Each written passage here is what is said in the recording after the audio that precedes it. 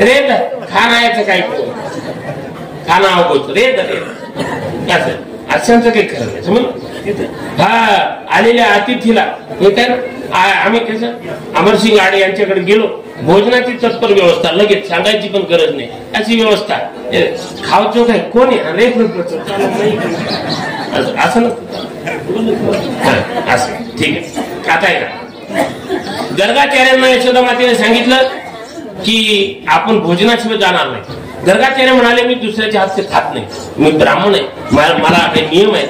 त्यांनी सांगितलं हरकत नाही, मी तुम्हाला सीधा आटा देते, ते अन्न तुम्ही शिजवा, तुम्हीच खा. त्यांनी स्वतः आपल्या हाताने खीर बनवली. मला सांगितलं आता मी सोळं घातलेलं आहे, माझा भोजन होईपर्यंत प्रसाद ग्रहण करीपर्यंत लेकराला इकडे येऊ देऊ नको, नाही तर तुझं लेकरू सोहळ्याचं बोवळं करून टाकेल सगळं. ते काही खरं नाही, येऊ देऊ नको इकडं. सांगितलं येऊ देऊ नको, सांगितलं. यशोदामाने सांगितलं काळजी करू नका, येणार नाही, तुम्ही तुमचा प्रसाद ग्रहण करा. त्यांनी बस मंत्र वगैरे म्हटले आणि ओम सहनावतु स्वरमुक्त स्वयं प्रवाह अविदित मथुमा अविदित शाव हे म्हणून सुरू करणार. डोळे मिटून देवाचं ध्यान केलं. देवा या प्रसाद ग्रहण करा, नैवेद्य ग्रहण करा. आता देवाला बोलावल्याबरोबर यशोदानंतर भगवान श्रीकृष्ण तोच तर तो आहे. भगवान लगेच आले आणि ताटा भाग घातला. डोळे उघडले तर लेकर काय यशोदे तुझ्या लेकराला तुला आवडता येत नाही का? हे काय माझा मी आता पुन्हा करावं लागेल मला आंघोळ करून. पुन्हा आंघोळ केली, पुन्हा खीर तयार केली, पुन्हा सांगितलं आता काळजी घे. आत कोंडलं, देवाला झोपवलं, बाहेरून कुलूप लावलं, चाबी सोबत घेऊन बाहेर निघून आली यशोदा माता. आणि पुन्हा यांनी खीर बनवली, पुन्हा डोळे लावले. रे खानायचं काय खाना अवगोच रे असं काही खरं नाही समज.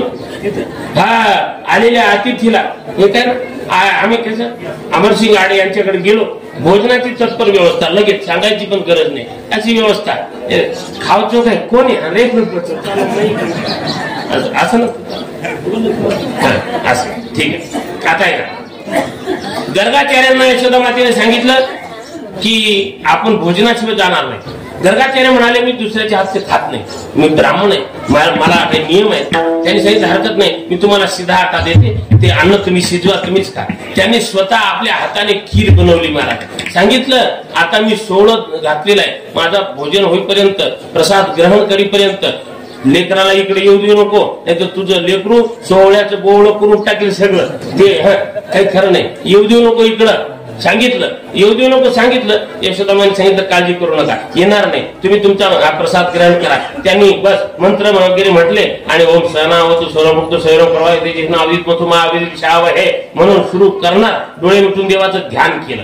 देवा या प्रसाद ग्रहण करा, नैवेद्य ग्रहण करा. आता देवाला बोलावल्याबरोबर यशोदानंतर भगवान श्रीकृष्ण तोच तर तो आहे. भगवान लगेच आले आणि ताटा भाग घातला. डोळे उघडले तर लेकर काय यशोदे तुझ्या लेकराला तुला आवडता येत नाही का? हे काय माझा मी आता पुन्हा करावं लागेल मला आंघोळ करून. पुन्हा आंघोळ केली, पुन्हा खीर तयार केली, पुन्हा सांगितलं आता काळजी घे. आत कोंडलं, देवाला झोपवलं, बाहेरून कुलूप लावलं, चाबी सोबत घेऊन बाहेर निघून आली यशोदा माता. आणि पुन्हा यांनी खीर बनवली, पुन्हा डोळे लावले. रे खानायचं काय खाना अवगोच रे असं काही खरं नाही समज. हा आलेल्या अतिथीला हे काय आम्ही कसं अमरसिंग आडे यांच्याकडे गेलो, भोजनाची तत्पर व्यवस्था, लगेच सांगायची पण गरज नाही अशी व्यवस्था. खावचो काय कोणी रे असं असं ठीक आहे. आता आहे का गर्गाचार्यांना यशोदा मातेने सांगितलं की आपण भोजनाशिवाय जाणार नाही. गर्गाचार्य म्हणाले मी दुसऱ्याच्या हातचे खात नाही, मी ब्राह्मण आहे, मला काही नियम आहेत. त्यांनी सांगितलं हरकत नाही, मी तुम्हाला सीधा आटा देते, ते अन्न तुम्ही शिजवा, तुम्हीच खा. त्यांनी स्वतः आपल्या हाताने खीर बनवली. मला सांगितलं आता मी सोळं घातलेलं आहे, माझा भोजन होईपर्यंत प्रसाद ग्रहण करीपर्यंत लेकराला इकडे येऊ देऊ नको, नाही तर तुझं लेकरू सोहळ्याचं बोवळं करून टाकेल सगळं. ते काही खरं नाही, येऊ देऊ नको इकडं. सांगितलं येऊ देऊ नको, सांगितलं. यशोदामाने सांगितलं काळजी करू नका, येणार नाही, तुम्ही तुमचा प्रसाद ग्रहण करा. त्यांनी बस मंत्र वगैरे म्हटले आणि ओम सहनावतु स्वरमुक्त स्वयं प्रवाह अविदित मथुमा अविदित शाव हे म्हणून सुरू करणार. डोळे मिटून देवाचं ध्यान केलं. देवा या प्रसाद ग्रहण करा, नैवेद्य ग्रहण करा. आता देवाला बोलावल्याबरोबर यशोदानंतर भगवान श्रीकृष्ण तोच तर तो आहे. भगवान लगेच आले.